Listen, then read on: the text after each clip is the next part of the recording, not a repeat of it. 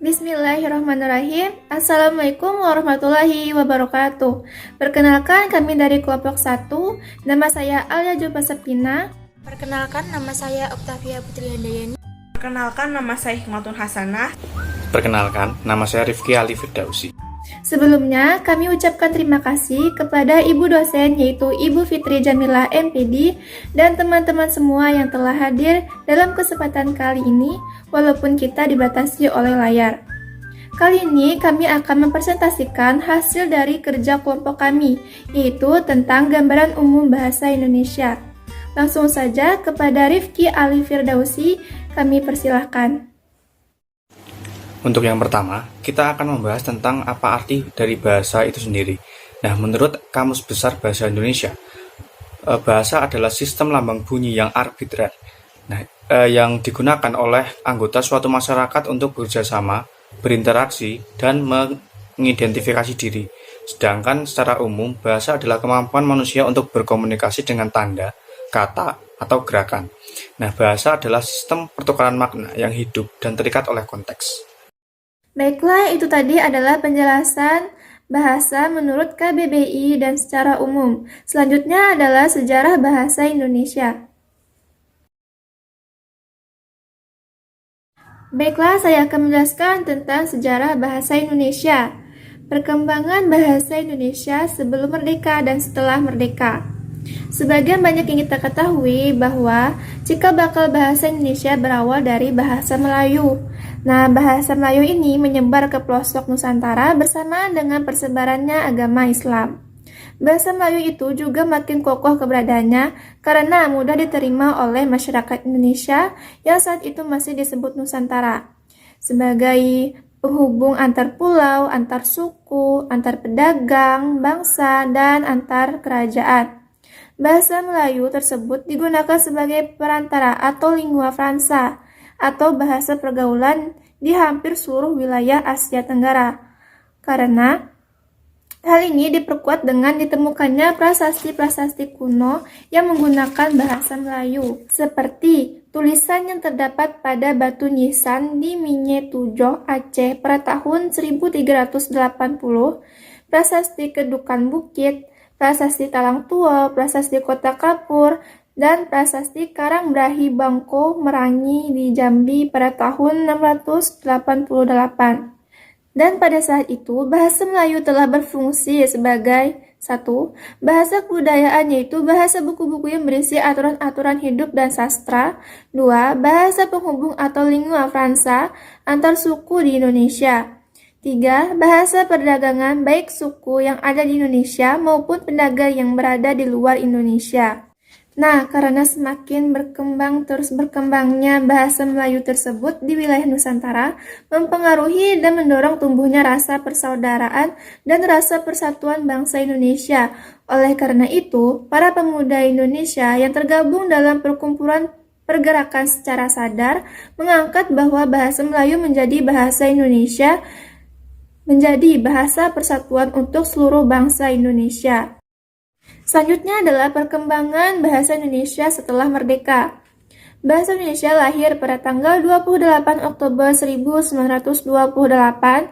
Pada saat itu, para pemuda yang dari berbagai pelosok Nusantara berkumpul dalam rapat dan berikrar. Ikrar para pemuda ini dikenal dengan nama Sumpah Pemuda.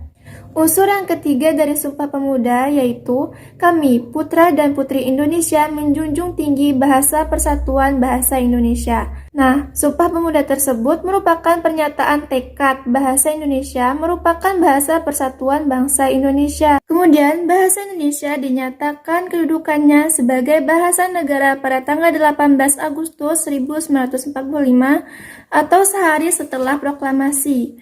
Kenapa? Karena pada saat itu, Undang-Undang Dasar 1945 disahkan sebagai UUD Negara Republik Indonesia. Nah, di dalam UUD tersebut disebutkan bahwa bahasa negara adalah bahasa Indonesia dalam pasal 36. Sekian. Ada 3 faktor yang menyebabkan bahasa Melayu diangkat menjadi bahasa Indonesia, yaitu yang pertama, bahasa Melayu merupakan lingua franca di Indonesia, bahasa perhubungan, dan bahasa perdagangan. Yang kedua adalah sistem bahasa Melayu sederhana, mudah dipelajari, karena dalam bahasa Melayu tidak dikenal tingkatan bahasa, seperti bahasa kasar dan bahasa halus. Dan yang ketiga adalah suku Jawa, suku Sunda, dan suku-suku yang lainnya dengan sukarela menerima bahasa Melayu menjadi bahasa Indonesia sebagai bahasa nasional. Baiklah, itu tadi adalah penjelasan tentang sejarah bahasa Indonesia. Selanjutnya akan dijelaskan oleh Octavia Putri Handayani, yaitu tentang fungsi bahasa Indonesia, dan dilanjutkan oleh Hikmatun Hasanah. Kepada mereka dipersilahkan. Indonesia sebagai bahasa nasional memiliki fungsi, diantaranya yang pertama, lambang kebanggaan kebangsaan.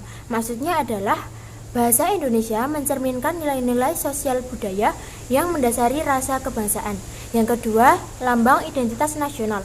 Bahasa Indonesia fungsinya sebagai identitas nasional yang mengarah pada penghargaan terhadap bahasa Indonesia selain bendera dan lambang negara. Ya, sebagai alat berhubungan antar warga, antar daerah, dan antar budaya. Bahasa Indonesia memiliki peranan yang vital di masyarakat umum dan nasional. Berkat adanya bahasa Indonesia, masyarakat dapat berhubungan satu dengan yang lain tanpa kesalahpahaman sebagai akibat perbedaan latar belakang sosial budaya. Yang keempat, sebagai alat pemersatu suku, budaya, dan bahasa. Maksudnya adalah bahasa Indonesia memungkinkan keserasian di antara suku-suku, budaya, dan bahasa di Nusantara tanpa harus menghilangkan identitas kesukuan dan kesetiaan kepada nilai-nilai sosial budaya serta latar belakang bahasa daerah yang bersangkutan. Yang kedua adalah bahasa Indonesia sebagai bahasa negara memiliki fungsi diantaranya yaitu 1. Bahasa resmi kenegaraan. Maksudnya adalah bahasa Indonesia dipakai dalam kegiatan-kegiatan resmi kenegaraan seperti upacara, peristiwa, dan kegiatan kenegaraan baik dalam bentuk lisan maupun dalam bentuk tulisan. Yang kedua adalah bahasa pengantar dalam pendidikan. Maksudnya adalah bahasa Indonesia memiliki fungsi vital di dunia pendidikan di Nusantara ini, mulai dari TK sampai dengan perguruan tinggi di seluruh Indonesia. Yang ketiga yaitu sebagai alat perhubungan pada tingkat nasional, dan yang keempat itu sebagai alat pengembangan kebudayaan, ilmu, pengetahuan, dan teknologi. Saya di sini akan menjelaskan tentang kedudukan bahasa Indonesia. Kedudukan bahasa Indonesia mempunyai kedudukan yang sangat penting, seperti tercantum pada Ikrar Ketiga Sumpah Pemuda tahun 1928 yang berbunyi, "Kami putra dan putri Indonesia menjunjung bahasa persatu bahasa Indonesia." Ini berarti bahwa bahasa Indonesia berkedudukan sebagai bahasa nasional. Kedudukan berada di atas bahasa-bahasa daerah lain. Bahasa Indonesia berkedudukan sebagai bahasa negara. Hal ini tercantum dalam Undang-Undang Dasar tahun 1945, tercantum pasal khusus yaitu bab 15, pasal 36. Bahasa Indonesia menjadi jantung dari bahasa Indonesia yang sudah menjadi keharusan sebagai generasi penerus untuk menjaga dan mengembangkannya. Itu tadi adalah penjelasan tentang fungsi dan kedudukan bahasa Indonesia. Kesimpulannya adalah kedudukan dan fungsi bahasa Indonesia yang teramat penting di negara kesatuan Republik Indonesia ini, sehingga memerlukan perjuangan yang tidak mudah untuk kita sebagai kaum muda dan pelajar untuk mempertahankan dan mengembangkannya. Bahasa Indonesia memiliki fungsi dalam segala bidang, baik sosial, budaya, pendidikan, dan ilmu pengetahuan. Peranan bahasa Indonesia sebagai pengantar dan penghubung di masyarakat sangat penting, sehingga masyarakat kita mampu mengembangkan pemikiran dan ide-ide dengan baik. Bahasa Indonesia dalam kenyataannya sekarang ini mulai redup di dalam jiwa kaum muda dan pelajar. Hal ini terlihat kenyataan di masyarakat, di mana mereka lebih bangga dan senang apabila mampu berbahasa asing, ketimbang menggunakan bahasa Indonesia. Bahasa Indonesia dicampur-campur sehingga tatanan dan ejaan yang disempurnakan tidak diindahkan lagi, yang mengarah ke ketidaksesuaian lagi tatanan itu.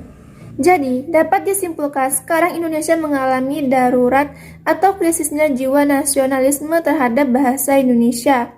Dan untuk saran kita semua, kita sebagai kaum muda dan pelajar harus terus bangga menggunakan bahasa Indonesia dan tidak terus mengelulukan bahasa asing. Karena dengan bangga terhadap bahasa Indonesia berarti kita ikut berperan mengembangkan dan mempertahankan salah satu jati diri kita di NKRI.